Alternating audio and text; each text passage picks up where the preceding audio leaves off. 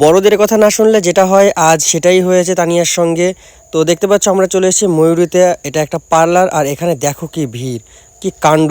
পুজোর আগে প্রত্যেকটা মানুষেরই সেলুনে একবার আসতে হবে, তো ভিড় স্বাভাবিক হবেই। তো এই যে বসে রয়েছে তানিয়া, আর পার্লারে এসেই দেখলো বান্ধবী চুল স্মুথনিং করাতে এসছে। বান্ধবীকে হেয়ার স্মুথিং করাতে দেখে বায়না শুরু। কিন্তু তানিয়া আজ এসেছিল একটা অন্য কাজে। ওর মাথায় ভূত উঠেছে আজ নাক ফোটাতেই হবে। নাক আগেও একবার ফুটিয়েছে কিন্তু রাখতে পারেনি, আবার এসছে নাক ফোটাতে। আর আজ মানে আজ বারণ করলাম যে পুজো এসছে, এখন ফোটানো লাগবে না, পুজোর পরে ফোটাস। আরো সবাই বারণ করছিল কিন্তু না, আজ মাথায় উঠেছে মানে আজই। নাক ফোটাতে এসে তানিয়ার ভয় লাগছে, আসার আগে ভয় লাগছিল না, এখন ভাবছে ও ফোটাবে কি ফোটাবে না। কিন্তু কি আর করা যাবে, চলে যখন এসছে ফোটাতে হবে।